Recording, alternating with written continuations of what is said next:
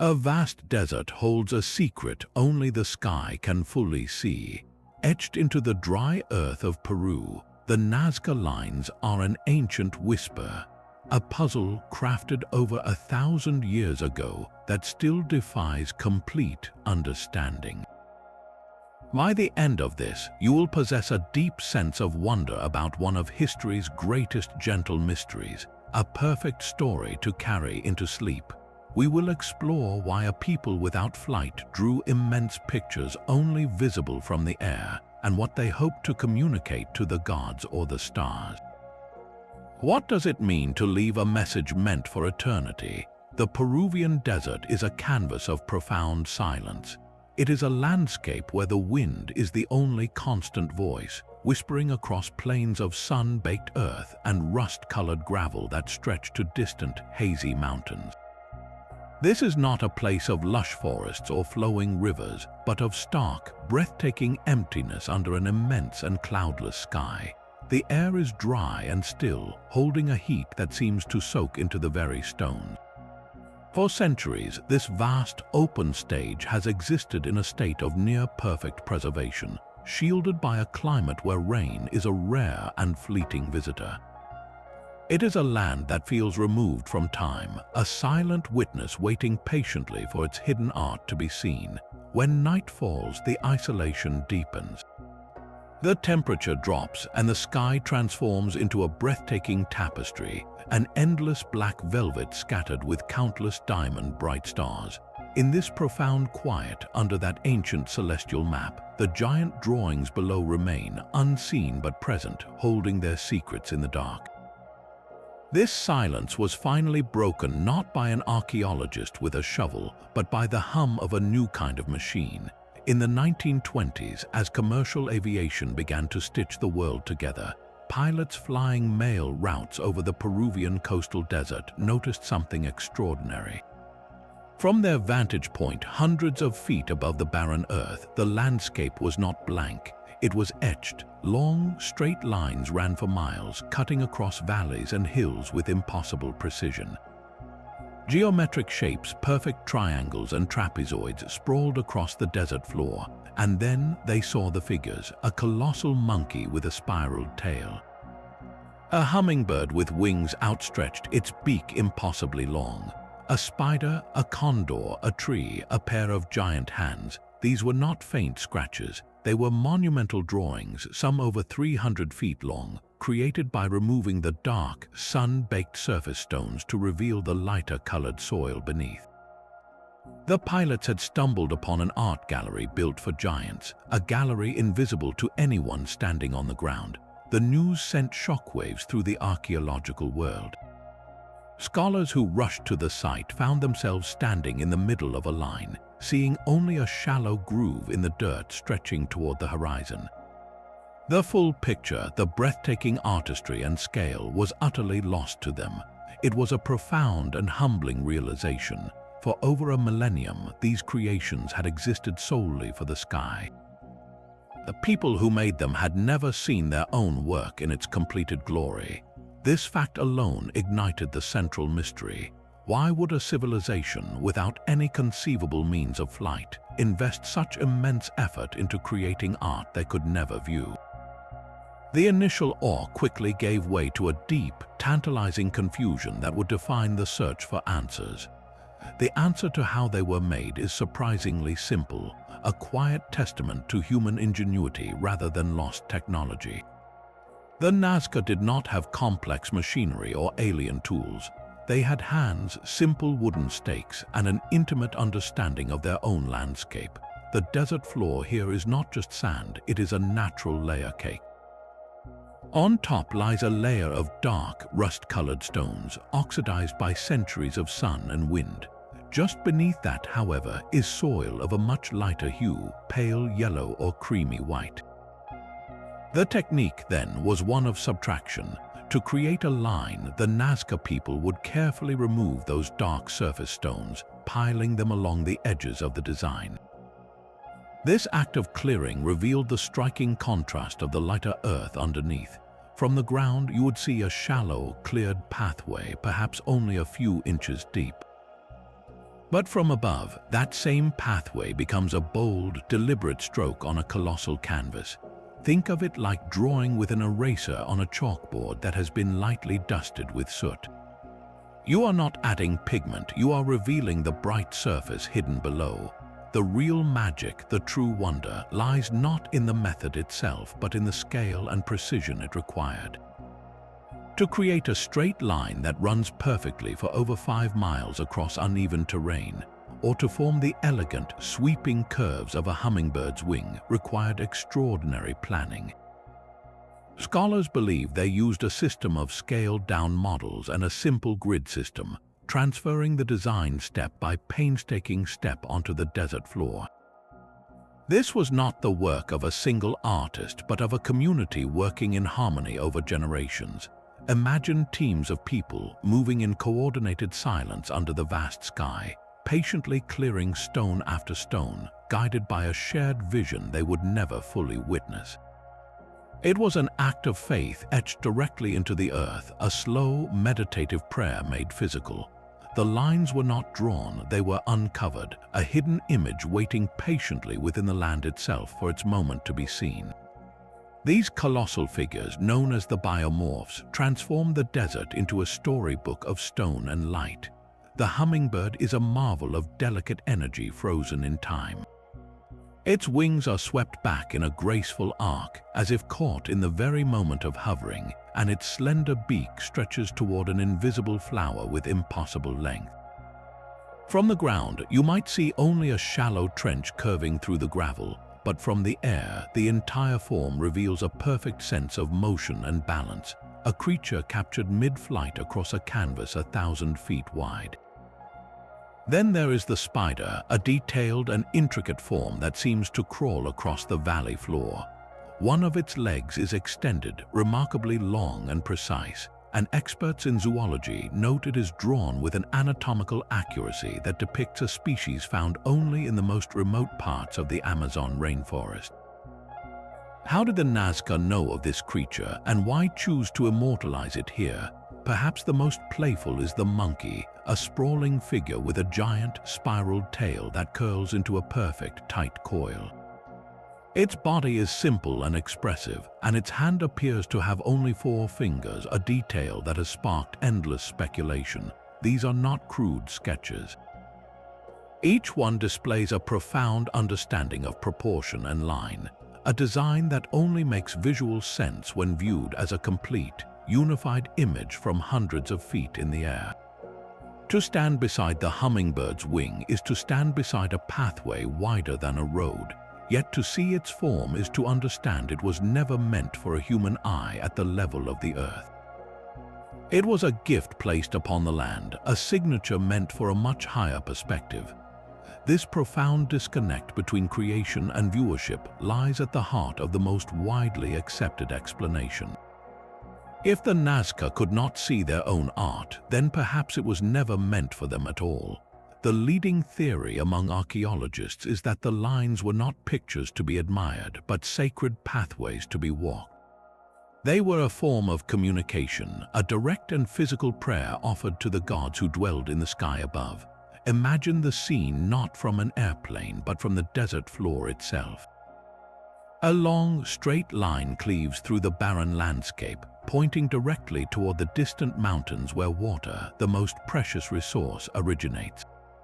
A community gathers, led by priests or spiritual leaders. They do not see a hummingbird, they walk along its wing. They do not view a spider, they trace the path of its leg. The act of moving along these cleared channels, these precise geometric avenues, was the ritual itself. With each step, they were enacting a ceremony, following a predetermined sacred route that connected them to the divine. The line served as a giant, interactive temple without walls, where the entire desert became a place of worship.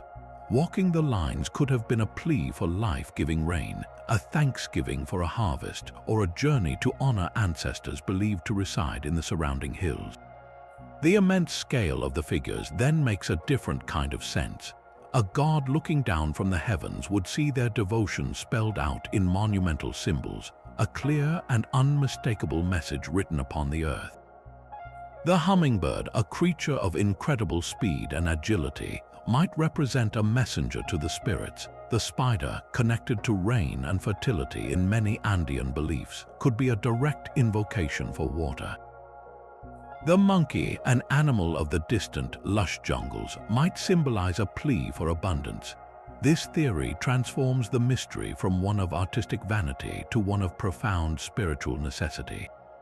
It suggests the Nazca were not trying to create art for posterity, but to participate in an active, living dialogue with the forces that govern their world. The lines were their offering, and the act of walking them was the prayer. But if the lines were prayers, what were they praying for? The answer may be written not just on the land, but in the sky above it. A German mathematician and archaeologist named Maria Reich devoted her entire life to this question, living for decades in a small house near the desert to study the lines. Her meticulous work gave rise to another compelling theory, that the Nazca Desert is not merely a temple, but a colossal astronomical calendar. Reich proposed that many of the long, straight lines function as precise sighting devices, pointing directly toward key celestial events on the horizon. A specific line might align perfectly with the spot where the sun rises on the day of the winter solstice, the shortest day of the year. Another could mark the rising point of a particularly bright star or constellation that only appears during the planting season. In this view, the desert becomes a giant map of the heavens mirrored on the earth. The geometric shapes, those vast trapezoids and triangles, could have served as ceremonial plazas where people gathered to witness these cosmic alignments. They would stand at the narrow end of a trapezoid, looking down its long, cleared avenue as the sun or a star crested the distant hills exactly along that line. This moment, when the celestial body and the terrestrial path became one, would have been a moment of profound significance, a confirmation of cosmic order and a signal for important agricultural or religious activities. It transforms the lines from static drawings into dynamic instruments of timekeeping. The hummingbird is not just a symbol, but perhaps a marker for a specific season. The spider might align with a star cluster associated with rain. This theory suggests the Nazca were master observers, intimately connecting their survival to the rhythms of the cosmos. Their calendar was not made of parchment or stone, but of the earth itself, a permanent record of the sky's eternal cycle, designed to be read by walking its paths and watching the horizon. The desert's silence speaks most urgently of thirst. Beneath the theories of celestial calendars and sacred pathways lies a more elemental need, a driving force that could unite an entire civilization in such a monumental effort: water. This leads us to the water cult hypothesis, a theory that sees the lines not as stars or symbols, but as a desperate and beautiful dialogue with a parched land. In this view, the Nazca were master hydrologists, and their geoglyphs were a form of ritual engineering, a prayer for the most precious resource of all. The very shapes they chose tell this story. Look at the massive trapezoids, those wide, cleared areas that often stretch from the foothills out into the flat plain. From above, they resemble giant funnels or channels. Researchers have noted that many of these trapezoids point directly toward the mountains, the source of the rare but vital water that flows underground through deep aquifers. The theory suggests these shapes were ceremonial catchment areas, designed to spiritually channel water from the mountains down into the valleys. By walking these paths, the Nazca were performing a sympathetic ritual, acting out the flow they so desperately needed to see in reality. They were showing the gods, or the mountain deities they called pleas, the correct path for the water to take. It was a map of hope drawn on the land itself. Even the long, straight lines find purpose here. Some align with faults in the earth, places where groundwater might naturally come closer to the surface. Others point to specific mountain peaks where clouds gathered, the birthplace of rain. The animal figures, too, may be part of this aquatic language. The hummingbird, with its incredible speed, could symbolize the fleeting, precious nature of rainfall. The spider, in some Andean traditions, is an ancient sign for rain, its web reminiscent of connected water droplets. This transforms the entire desert canvas into a grand hydraulic diagram, a ritual landscape where every line and shape was part of an ongoing conversation with a capricious climate. The act of creating and maintaining these geoglyphs was an act of communal faith and a profound understanding of their environment. They were not just asking for water, they were drawing its intended path over and over again in a hopeful act of persuasion written large enough for the mountain spirits to see. Yet the animal figures, for all their wonder, are only a small part of the story. Scattered across hundreds of square miles are features far more abstract and in many ways more mysterious, the countless long, straight lines and geometric shapes that grid the desert like some ancient blueprint. These are not pictures of anything from the natural world. They are perfect triangles, immense rectangles, and vast trapezoids that stretch for miles, alongside razor-straight lines that march across the landscape with an almost unnerving precision, vanishing over the horizon. If the hummingbird feels like a message, these lines feel like a code, a relentless geometry imposed upon the earth. Their purpose seems even more elusive than the animals, prompting theories that reach into the very social and spiritual fabric of Nazca life. Some researchers propose they functioned as territorial markers, dividing the land between different clans or families in a society where visual claims from the ground were impossible. A single, perfectly straight line running for 5 miles could serve as an unambiguous boundary, understood and respected by all. A property line written on a scale only the community elders or the gods could fully oversee. Others see them as pilgrimage routes, sacred pathways that guided people towards specific ceremonial centers or mountain shrines. Walking one of these lines would have been a linear, focused journey, a physical and spiritual progression from one state to another, with the unchanging path underfoot creating a hypnotic, meditative state. The very act of walking in a perfectly straight line for hours with the distant endpoint a mere speck becomes a ritual in itself. Your world narrows to the path, the rhythm of your steps, and the vast sky above, stripping away distraction and fostering a profound connection to the land and the cosmos. In this view, the lines were not meant to be seen as lines from above, but to be felt as journeys from within. Their endless straightness was the point, a man-made manifestation of order and intention across the chaotic natural landscape. They transformed the desert into a structured sacred space where every step was a prayer and every path led toward meaning.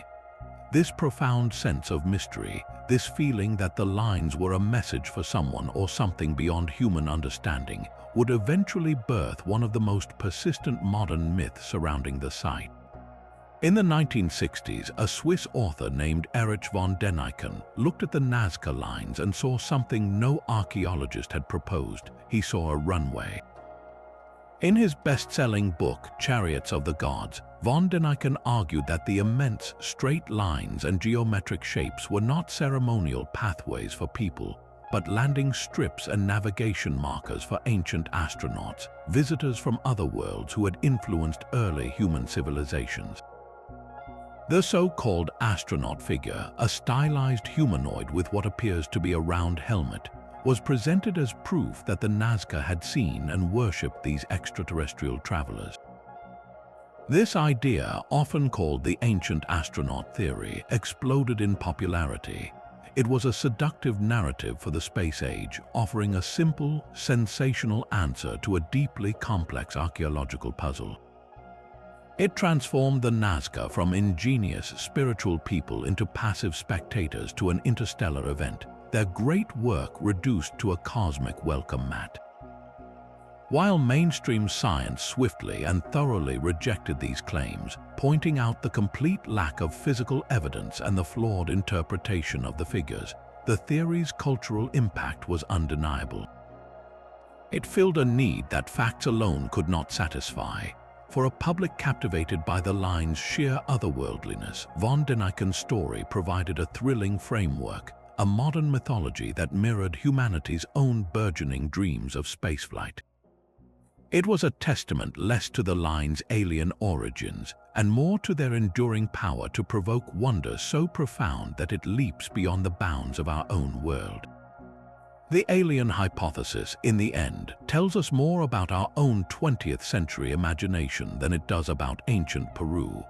It reveals how we project our own technological anxieties and aspirations onto the silent past, seeking in those giant desert drawings a reflection of our own era's greatest mysteries. Yet behind every great mystery, there are the people who dreamed it into being. To understand the lines, we must meet the Nazca themselves, a civilization that flourished in these harsh valleys for nearly 1,000 years, from around 100 years before the Common Era until about 800 years after. They were not a fleeting culture, but a resilient and deeply artistic society that made the desert bloom in more ways than one. Their world was one of profound contrasts, living in a land where water was more precious than gold, and their genius lay in their ability to thrive within these limits. They engineered sophisticated underground aqueducts known as puquios to tap into subterranean water sources. These were not simple wells, but complex, spiraling tunnels that used gravity and ventilation shafts to bring life-giving water to the surface for their crops and communities. This hydraulic mastery allowed them to cultivate the arid soil, growing cotton, beans, squash, and maize in the shadow of the desert. It was a society built on cooperation and precise knowledge of the land, a necessary foundation for the even greater communal project of the line. Their artistic spirit, however, found its most vibrant expression not in the earth but in clay and thread. Nazca pottery is some of the most beautiful and technically advanced of the ancient Americas. They perfected a slip painting technique, creating polychrome vessels covered in vivid, complex scenes.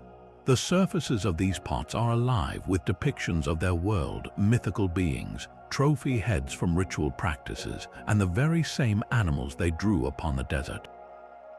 You can find the hummingbird, the killer whale, the serpent, all rendered with a fluid, confident line. Their textiles, woven from the fine cotton they grew, are equally stunning, featuring intricate patterns and dyes that have retained their brilliance for centuries. This was a people who thought in symbols, who communicated profound ideas through color and form. Their art was a language, and the desert became their largest, most permanent page. This paints a portrait of a people who were both intensely practical and profoundly spiritual. They were master engineers who harnessed invisible water and visionary artists who painted for the gods. The lines, then, emerged not as an alien anomaly, but as a breathtaking extension of their entire worldview. The same communal effort that built and maintained the puquios could be directed to clearing a desert path. The same symbolic language painted on a pot, scaled up 1,000 times, could be etched into the landscape. Their connection to their environment was total, a constant dialogue with the mountains, the sky, and the scarce water.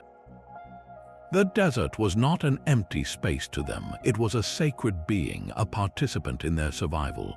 In this light, the Nazca Lines become the ultimate expression of that relationship, a monumental act of communication with the forces that sustain them.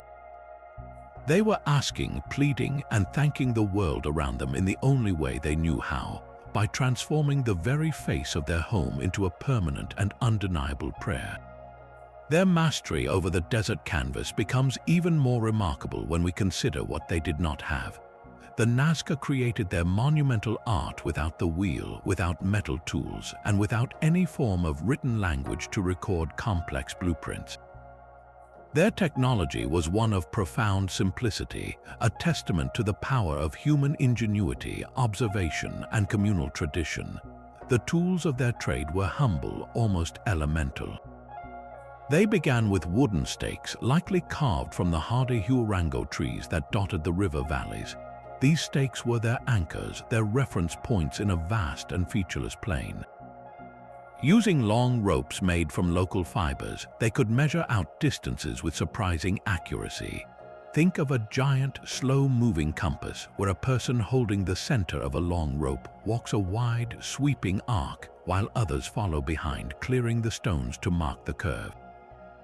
For the immense straight lines, they may have used a simple but effective surveying technique involving a series of aligned stakes. By placing one stake at the starting point, then moving forward and planting another stake exactly in line with the first and a distant mountain peak or other fixed landmark, they could create a perfectly straight path over miles of uneven ground. This required an intimate, generational knowledge of the horizon, an ability to read the landscape itself as a guide. The precision did not come from advanced instruments, but from sharp eyes, steady hands, and a shared understanding of geometry passed down from elders to apprentices. The actual creation of the lines was a patient, physical act of clearing. Teams of people would work in unison, picking up the dark surface stones and piling them carefully along the edges of the design, creating those distinctive borders that still define the figures today.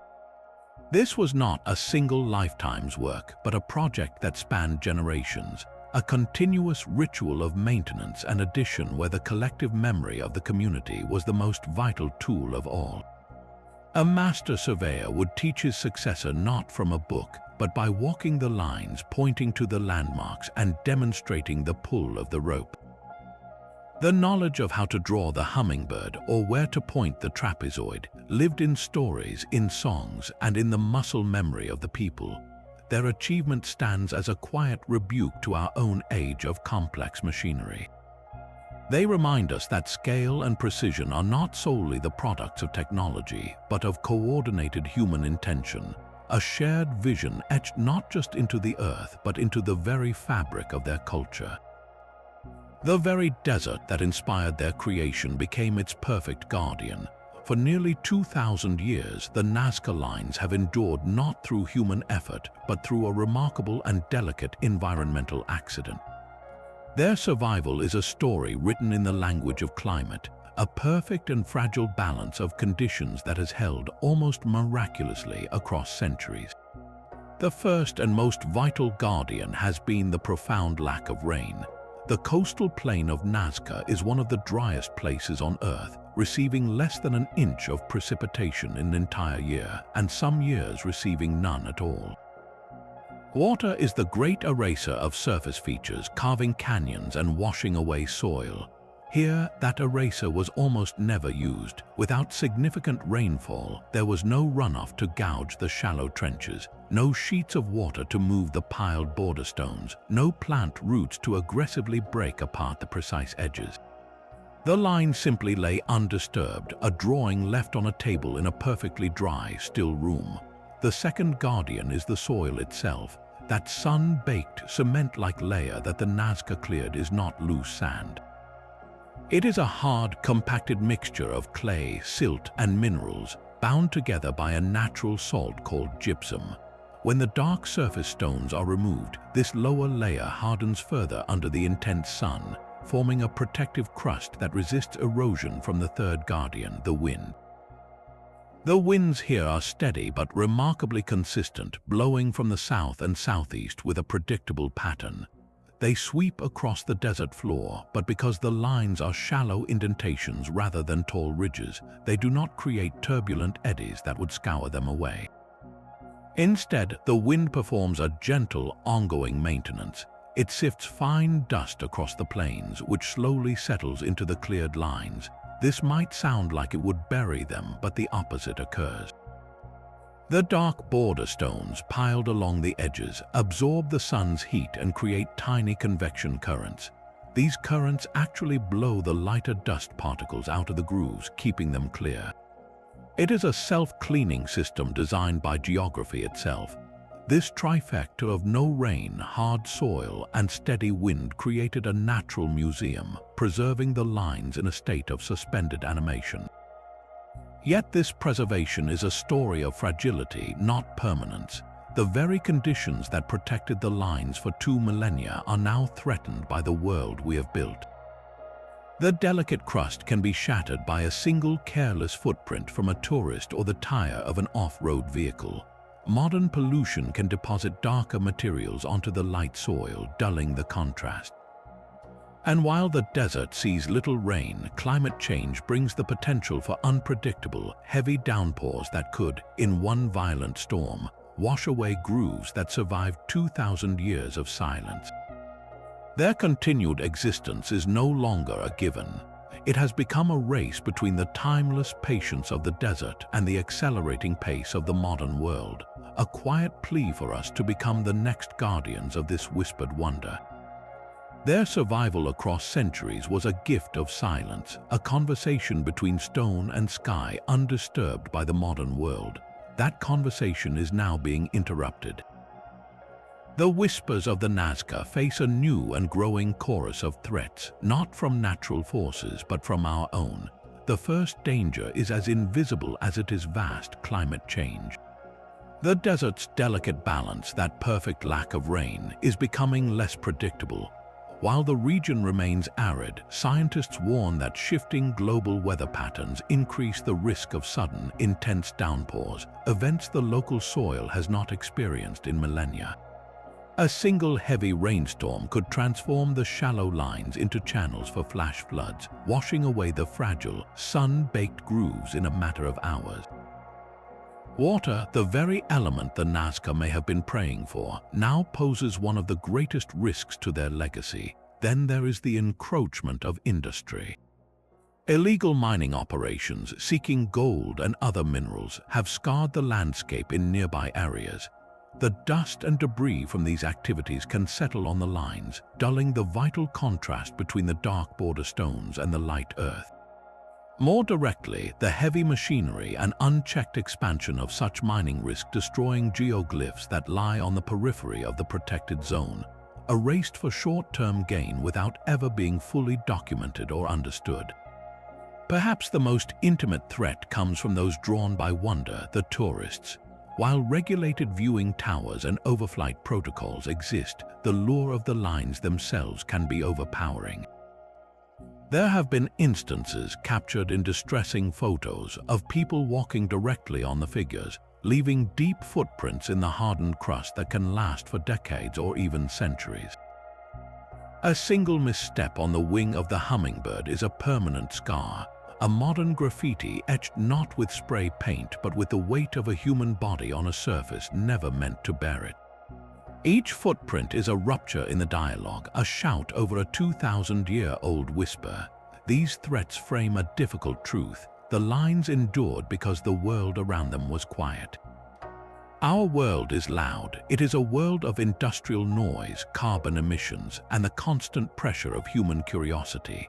Preserving the Nazca Lines is no longer about leaving them alone, for the desert itself is changing. It is about active, mindful stewardship. It means enforcing protections with greater vigilance, supporting scientific monitoring to understand the impacts of a changing climate, and fostering a global respect that understands these are not mere tourist attractions, but fragile pages from an ancient, sacred text written upon the earth. Their vulnerability is a mirror. It asks us what we value and whether we can learn to listen carefully enough to protect a message meant for eternity before the whispers finally fade into silence. But the Nazca Desert holds more than one secret. Just to the north, in the neighboring valleys of Palpa, the landscape tells a different, older chapter of the same story. Here, etched onto the steep, sloping sides of hills rather than the flat plains, are the Palpa Lines, created by the Paracas culture, the ancestors and predecessors to the Nazca. These geoglyphs are a distinct and hauntingly beautiful variation on the theme. Where the Nazca drew animals and precise geometry, the Paracas often depicted human forms. These are stylized figures, sometimes called the Palpa giants, with broad, imposing shoulders and elaborate headdresses, their arms outstretched as if in ritual gesture or eternal dance.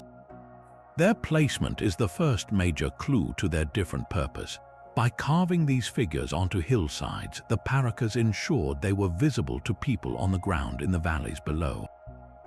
These were not messages for the sky, but for the community itself, monumental portraits meant to be seen and recognized from a distance. This shift in location and subject suggests an evolution in the tradition. The Paracas figures feel more like ancestral icons or clan totems, watching over the living from their elevated perches. Their creation involved the same technique of stone removal, but the canvas was a mountain slope, a far more challenging and dynamic surface. This earlier work provides a crucial bridge in understanding. It shows the deep-rooted desire to mark the land with identity and meaning did not begin with the Nazca. It began with human figures gazing down from the hills, a practice that over centuries may have transformed, lifting its gaze from the community to the cosmos, evolving from portraits on slopes to prayers on the plains. The Nazca Lines are the forgotten prologue, reminding us that every great mystery has a beginning, and every whisper in the desert started with a human voice. Among the gallery of giants, one figure stands out for its eerie precision and cryptic symbolism: the spider. This is not a simple sketch of an arachnid, but a meticulously rendered creature, its body a compact oval and its legs stretching out with an anatomist's care. One leg in particular is extraordinarily long and thin, extending far beyond the others in a deliberate, graceful arc. Zoologists who have studied the design note something astonishing. This precise leg configuration does not depict a common desert spider, but rather matches a species known as ricinule, a rare spider found deep in the remote Amazon rainforest, hundreds of miles away over the towering Andes Mountains. This single, accurate detail ignites a cascade of questions. How did the Nazca know of this obscure creature? Was it a symbol traded along ancient routes, or does its presence here point to a meaning far deeper than mere representation? Some researchers see in its form a map of the stars. They propose the spider's body and its distinctive leg arrangement are a terrestrial mirror of the constellation Orion, a celestial grouping revered across ancient cultures as a marker of seasons and a gateway to the gods. In this theory, each leg corresponds to a key star, and the entire figure becomes a permanent astronomical diagram drawn on the desert floor, aligning the earth with the heavens in a fixed sacred bond. Yet another interpretation weaves the spider into the very fabric of survival. In many Andean traditions, the spider is an ancient symbol of rain and fertility.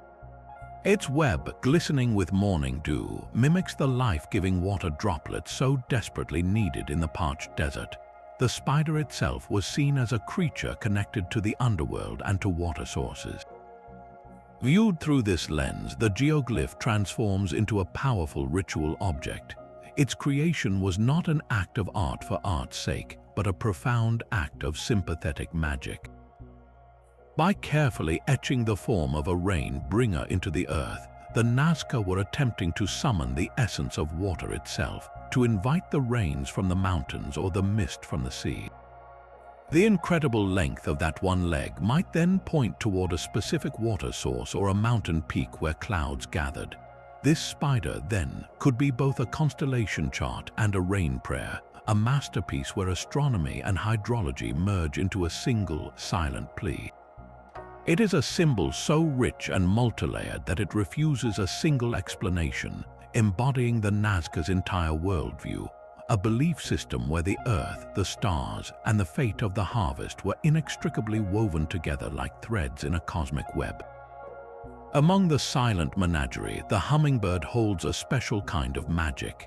It is a creature of impossible energy, a blur of iridescent color and frantic wing beats in the real world, yet here on the desert floor, it is captured in a state of perfect, serene stillness.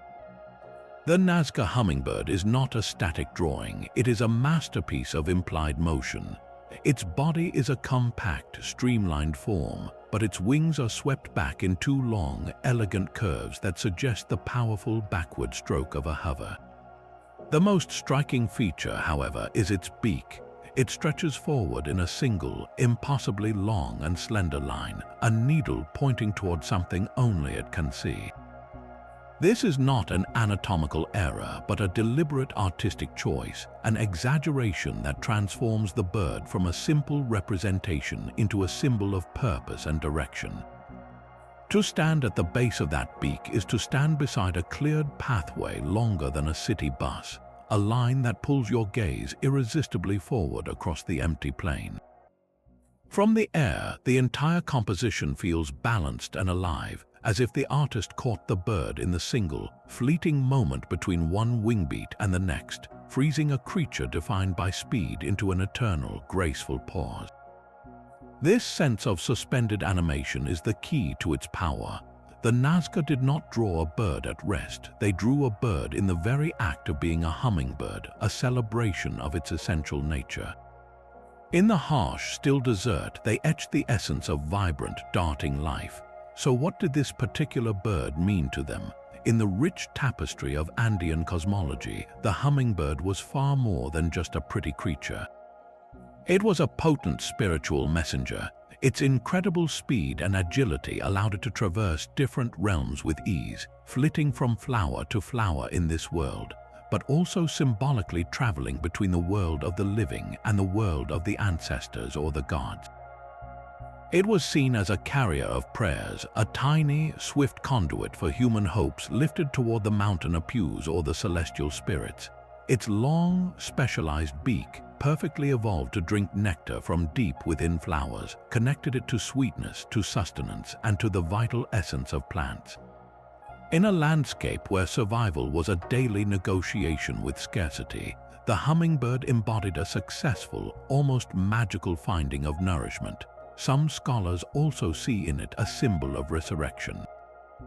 The hummingbird is one of the few birds capable of entering a state of torpor, a deep, hibernation-like sleep where its heart rate slows to a bare whisper, appearing nearly dead, only to revive with the morning sun in a burst of energetic life. This cycle of apparent death and dramatic rebirth would have been a profoundly powerful metaphor for a culture deeply connected to agricultural cycles, to the dry season's death and the hoped-for return of rains and green growth. The Nazca hummingbird, then, is a multi-layered prayer. It is a prayer for communication, a request that their messages reach the divine. It is a prayer for sustenance, a hope to find the hidden nectar of water and fertile harvest in their barren home. And it is a prayer for renewal, a belief that life, like this etched bird, could be held in a moment of graceful potential, forever on the verge of taking flight once more. High on a lonely hillside in Palpa, one figure stands apart from all the rest. It is not a bird, a spider, or a geometric shape. It is a humanoid form, roughly 100 feet tall, with a simple rectangular body, 2 legs, and 2 arms raised as if in greeting or surprise. But its most distinctive feature is its head, a perfectly round shape that sits upon its shoulders like a modern space helmet. This is the so-called astronaut, and its discovery in the 1980s sent a fresh wave of speculation crashing over the ancient line. To a world already captivated by stories of ancient aliens, the figure seemed like undeniable proof, a self-portrait left by the Nazca of the celestial visitors they had witnessed. The image is undeniably striking and, from a certain perspective, chillingly familiar. It feels like an anachronism, a figure from a 20th century sci-fi comic book etched into an Andean hillside 2,000 years ago. This sense of dislocation, of something profoundly out of place, is precisely what fueled its legendary status. It became the poster child for the idea that the lines were landing markers, and this was the being who used them. The narrative was irresistible, a perfect fusion of ancient mystery and modern myth. Yet if we step away from that initial shock of recognition, a different, richer story emerges. The figure is not on the flat desert plain with the other biomorphs, but on a sloping hill, much like the older Paracas giants. This placement is our first clue. It was meant to be seen by people in the valley below, not just from the air. Its round head, while unusual, has clear precedence in the art of the region. Look at Nazca pottery and textiles, and you will find depictions of warriors or deities with round, helmet-like headgear, often adorned with plumes or symbols.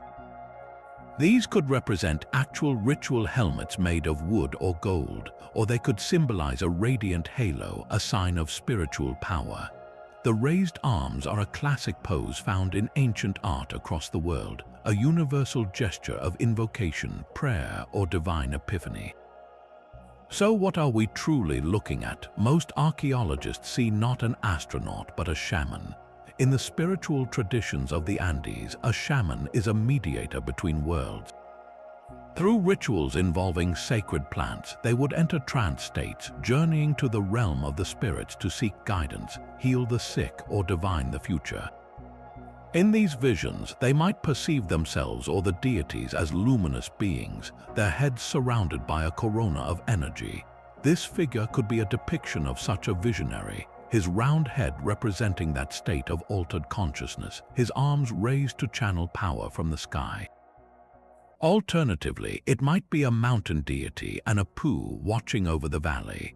The round head could symbolize the sun or the full moon, celestial bodies worshipped as sources of life and order.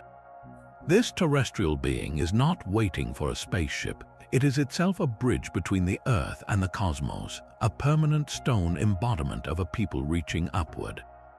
The astronaut's power lies in its ambiguity.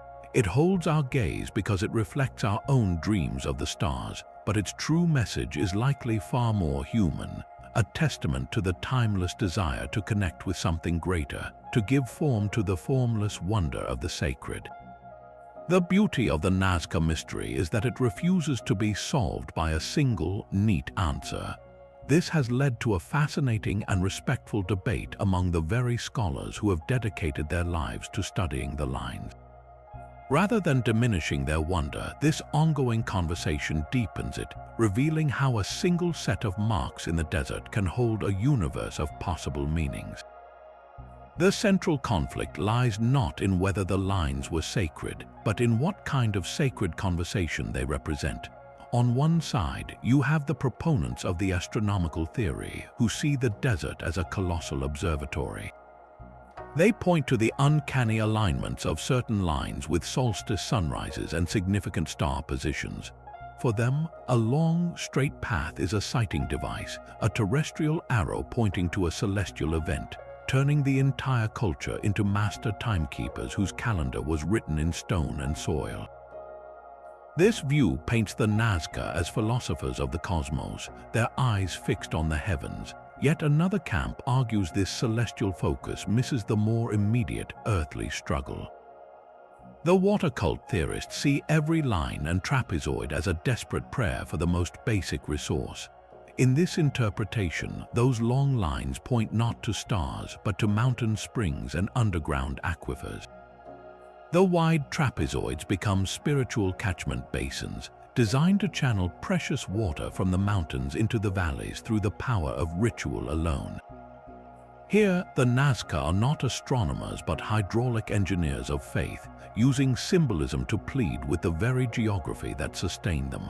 Their art was a survival strategy etched into the earth. Bridging these views is the ritual walkway theory, which focuses less on what the lines point to and more on what happened on them. This school of thought suggests the primary purpose was the act of walking itself. The lines were processional routes for ceremonies, paths where the community could physically enact their myths, trace the outlines of spiritual beings, and connect with ancestors. The meaning was in the movement, the communal journey along a predetermined sacred path. From this perspective, the aerial view we cherish is almost incidental, a byproduct of creating a large-scale ritual space meant to be experienced from within, not seen from above. These are not hostile arguments, but different lenses through which to view the same profound artifact. An astronomer might look at a line pointing to a solstice sunrise and see a calendar. A hydrologist might note the same line aligns with a water source and see a prayer. An anthropologist might observe its path connects two ceremonial mounds and see a pilgrimage route. The extraordinary truth is that all of them could be right simultaneously. The genius of the Nazca may lie in this very multiplicity.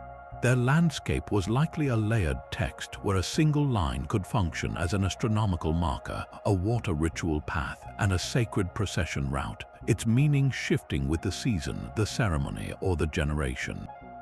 The scholarly debate, then, mirrors the line's own complexity. It reminds us that ancient people did not live in the segmented categories we create for them. Their world was an interconnected whole where the cycles of the sky, the gift of water, and the rituals of community were threads in the same sacred fabric. The fact that we are still weaving these threads together, still listening for the harmony in their different tunes, is what keeps the whisper of Nazca alive and endlessly compelling.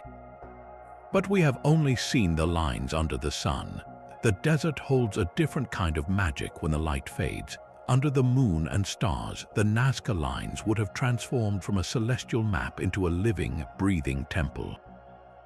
Picture the vast, flat plain swallowed by an immense darkness, the only light coming from a bowl of stars so dense it casts faint shadows. In this profound quiet, the geometric shapes and long pathways would vanish from sight, but they would not disappear. They would become felt presences, known paths through the ink-black void. This is where the theory of nocturnal ceremony comes alive. Imagine a procession moving through the cool night air. Priests or community members would carry torches made of bundled reeds or resinous wood, their flames flickering and sputtering in the dry breeze. They would not be walking randomly, but following the precise, cleared channels they had maintained for generations. From the ground, they would see only a few yards of illuminated path ahead, a ribbon of light pushing back the darkness with the piled border stones creating a soft, guiding edge. Their world would shrink to that moving circle of firelight and the sound of their own footsteps on the hard earth. The experience would be intensely intimate and focused, a stark contrast to the God's eye view from the day. The lines would function less as pictures and more as sacred rails, guiding the participants on a predetermined spiritual journey. Walking the long, straight avenue toward a specific mountain peak under the stars would feel like traveling a bridge between the earthly and the celestial, each step a measured prayer amplified by the surrounding silence. The ritual might align with a lunar phase or the rising of a particular constellation. A line known to point to the winter solstice sunrise could be walked on the longest night, a symbolic journey through darkness toward the promise of the returning sun. The torchlight procession itself would become a moving constellation, a river of fire mirroring the river of stars above, enacting the connection between the community and the cosmos in the most visceral way possible. In this nightly ritual, the lines were not seen, they were performed. Their meaning lived in the rhythm of the walk, the scent of burning torch smoke, the chill of the desert night, and the shared human breath moving through a channel etched for eternity. The darkness did not hide their purpose, it fulfilled it, turning the entire landscape into a theater for a ceremony where every participant was both pilgrim and part of the prayer. The silent lines may not have been silent at all. Recent explorations have added a startling new dimension to the mystery, one not of sight but of sound. Researchers walking the geoglyphs have noticed something peculiar in certain areas, particularly within the wide, open mouths of the giant trapezoids. When you stand in the center of these vast, cleared spaces and clap your hands, the sound does not behave normally. Instead of a sharp, brief report, it returns as a distorted, ringing echo, a metallic reverberation that seems to hang in the dry air. The same effect occurs with chanting or drumming, the sound waves bouncing off the steep, stony sides of the trapezoid in a way that creates a disorienting acoustic halo. This is not a random quirk of the landscape. The specific geometry of these shapes, their precise dimensions and sloped walls, appears to have been designed to manipulate sound. The desert floor itself becomes a kind of instrument, an ancient amplifier built into the earth. Imagine a shaman or priest standing at the narrow end of a trapezoid, facing a gathering of people within the wide plaza. As a ritual begins, the steady beat of a drum or the rhythmic clapping of participants would not just be heard, it would be transformed. The sound would multiply and swirl, creating an immersive, overwhelming sensory environment. In such a state, the boundary between the self and the sound could blur, the repetitive, echoing noise becoming a gateway to an altered state of consciousness. This acoustic property suggests the Nazca were not only master visual artists, but also intuitive physicists of sound. engineering their sacred spaces to affect both the mind and the spirit. The ritual walkway now becomes a journey for the ears as well as the feet. A procession moving from the quiet desert into one of these echoing trapezoids would experience a sudden, dramatic shift in perception, as if stepping from the mundane world into a chamber resonating with supernatural power. The lines were not just a message for the eyes of gods, but a tool for the ears of the people, a technology of transcendence written into the very shape of the land. This ancient whisper did not fade with the wind. The silent call of the desert has traveled across oceans and centuries, finding new voices in the creative minds of our own time. The Nazca Lines have transcended their origins as an archaeological site to become a global symbol of the unknowable, a visual shorthand for profound mystery that resonates deeply with artists, filmmakers, and storytellers. Their influence is a testament to the power of their silent question, a question that continues to demand an answer from the human imagination. Modern artists look at those vast, earthbound drawings and see a primal conversation between humanity and landscape, a dialogue they strive to recreate. The British sculptor Andrew Rogers, for instance, embarked on a project called Rhythms of Life, creating massive land art figures across 13 countries. His giant bird forms etched into the deserts of Chile and Israel are a direct, respectful homage to Nazca, using the same ancient technique of stone removal to speak a contemporary language of global connection and impermanence. The lines remind us that art can be an act of place-making, of claiming a relationship with the earth itself, a concept that fuels the entire land art movement. Filmmakers, too, are drawn to their cinematic scale and inherent enigma. The lines have appeared as cryptic backdrops in adventure films and science fiction, often serving as the ultimate puzzle or the clue to an ancient, world-altering secret. Their very presence on screen immediately signals to the audience that they are entering a story about hidden knowledge, about civilizations that understood something we have forgotten. In literature, from dense historical novels to speculative fiction, the geoglyphs are a fertile setting for exploring themes of communication, isolation, and humanity's search for meaning. Writers are captivated by the paradox of the invisible artist, crafting narratives around the people who might have made them and the modern explorers who seek to understand them. This cultural echo transforms the lines from a static relic into a living idea. They are no longer just in Peru, they are in the galleries of New York, the scenes of Hollywood blockbusters, and the pages of books read in quiet rooms around the world. Each painting, each film sequence, each chapter inspired by Nazca is a new attempt to listen to that old whisper, to translate its message into a form our modern souls can feel.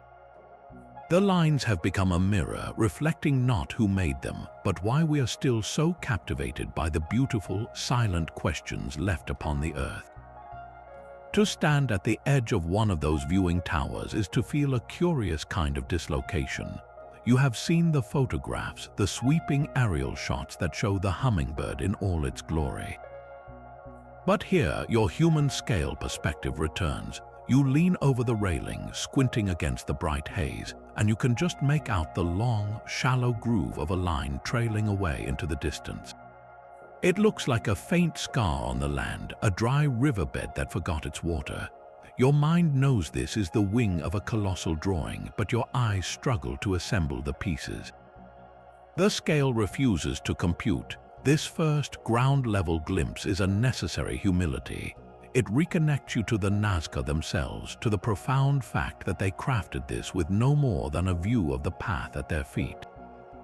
The tower offers a hint, a fragment of the picture, but it is a whisper heard from another room. You know the voice is there, but the words are unclear. It prepares you in a deeply personal way for the true revelation that only comes from leaving the ground. The decision to board one of the small, lightweight aircraft is the decision to finally listen. The engine coughs to life, a loud, mechanical intrusion in the ancient silence. As the plane bumps along the runway and lifts into the sky, the desert floor begins to flatten and recede, transforming from a landscape you walk within into a map you look upon. The first few minutes are a disorienting blur of brown and tan, a patchwork of rocky fields and dry riverbeds. Then the pilot banks gently and your guide points downward. And there it is, not a line but the hummingbird all at once. Its form snaps into perfect, breathtaking clarity. The long, graceful beak, the swept-back wings, the elegant body. It is all there, whole and complete, as if someone had just finished drawing it. The shock is visceral. It is the difference between reading about a symphony and suddenly hearing it performed. The scale, which felt abstract on the tower, now becomes awe-inspiringly real. You realize the wing you are squinting at is wider than a highway, that the entire creature could engulf a city block. The plane turns again, and another figure emerges from the tapestry of the desert, the spider with its one impossibly long leg. Then a trapezoid the size of several football fields, its edges razor straight, pointing like an arrow toward the distant mountains. The geometric grids appear, a network of perfect lines intersecting and running parallel, a kind of sacred geometry etched into the planet's skin. For 30 minutes, you float in a silent bubble of wonder, the drone of the engine fading into the background as you press your forehead to the cool window. You are occupying the precise perspective for which this art was intended. You are seeing what the gods were meant to see, and in that moment, the theories, the astronomical alignments, the water prayers, the ritual pathways, they stop being academic concepts. They fuse into a single, overwhelming emotion. You feel the intention. You sense the immense communal faith required to create something so vast for a viewpoint they could never physically share. It is an act of devotion that transcends time, and you are now, briefly, a participant in its completion. The feeling it leaves is not one of having solved a mystery, but of having been invited into its presence. It is a profound and quieting smallness, the understanding that you are looking at a message sent across 2,000 years, a message about hope, fear, and a deep conversation with the universe, written in the only language they believed was permanent enough to be heard. The plane descends, the details blur, and the lines merge back into the desert, but the impression remains, a permanent etching on your own memory. You have not just seen the lines, you have met the whisper. The flight back to the ground is also a return to the questions. For all we have learned, for all the theories that feel so compelling from the air, the Nazca Lines guard their final secrets with a quiet, unyielding grace. 3 core mysteries remain, echoing across the centuries. First is the ultimate purpose. Was it astronomy, hydrology, ritual, or a masterful blend of all 3? We have compelling evidence for each, yet no single theory can fully silence the others. The lines likely served multiple, overlapping roles, their meaning as layered as the desert soil itself, shifting with the season and the ceremony. This very ambiguity is part of their power, a reminder that ancient belief systems did not compartmentalize the world as we do. The sacred was a single, seamless fabric woven from stars, stone, and water. Second is the precise method of translation. We understand the simple tools, but the act of scaling a small sketch into a perfect, 1,000-foot-long figure on uneven terrain still boggles the mind. How did a master surveyor ensure the curve of a monkey's tail retained its elegant proportion over such a vast distance? The likely answer involves a system of scaled models and a grid of guide ropes, a painstaking process of transferring points from a small drawing to the monumental landscape. Yet the exact techniques, the tricks of the trade passed from teacher to apprentice through demonstration and song, are lost to us. That intimate, generational knowledge vanished when the culture itself faded, leaving only the breathtaking result of their consensus. And this leads to the third, perhaps most haunting mystery. Why did they stop? The Nazca culture did not vanish overnight, but over centuries, their monumental art project gradually ceased. Was it a shifting climate that made survival too precarious, even for their ingenious aqueducts? Was it social upheaval or pressure from neighboring cultures? Or did their beliefs simply evolve, turning inward so that the need to speak to the sky in such a colossal way was no longer felt? We see no evidence of catastrophe, no invasion that defaced the lines. They were simply left. The community that walked them, that maintained them, eventually walked away, allowing the desert wind to become the sole caretaker of their legacy. This peaceful abandonment is itself a kind of message. It suggests that the conversation with the divine, however urgent it once was, reached its natural conclusion. The prayer had been offered, the pact with the land fulfilled, and the people moved on, leaving their question etched upon the earth for us to find. To stand before the Nazca Lines is to stand before the beautiful limits of understanding. We can map their alignments, analyze their soil, and theorize about their rituals, but we cannot hear the chants that echoed in the trapezoids or feel the specific hope that fueled a community to clear stones for a hummingbird they would never see. Some whispers are meant to be felt, not fully deciphered. Their enduring enigma is not a failure of science, but a gift. It invites us to marvel not just at what we know, but at all that remains wondrously, respectfully unknown. In that space between the answer and the awe, the lines continue to speak their most profound truth, that some messages are eternal precisely because they are not meant to be solved, only honored. Perhaps the greatest legacy of the Nazca is not the lines themselves, but the quiet space they create within us. In our modern world of instant answers and constant noise, these ancient whispers offer something rare, a mystery that does not demand solving but invites contemplation. They stand as a profound testament to the human spirit, to our timeless drive to reach beyond the visible, to connect with the cosmos, and to inscribe our hopes upon the world in a form we pray will outlast us. The hummingbird, the spider, the long straight paths, they are not merely artifacts, they are questions made of earth and stone. Questions about our place in the universe, about how we speak to the divine, and about what we believe is important enough to say to the future. Tonight, as the day settles into stillness, let this gentle puzzle from the past be your companion. There is no need to choose a single theory, no requirement to find the final answer. You can simply hold the wonder of it, the image of a people under a vast and starry sky, patiently moving stones to create a message meant for eternity. A message that, across 2,000 years, still finds its way to us, a soft lullaby of human curiosity and faith. So, as you drift toward sleep, which idea lingers with you? Is it the image of astronomers tracking the stars, of communities walking in prayerful procession, or of a culture drawing maps for water only the gods could follow? Or perhaps it is enough to simply marvel at the mystery and to rest in the peaceful knowledge that some wonders are meant to be whispered, not shouted, and that the most beautiful conversations are sometimes the ones we can never fully hear.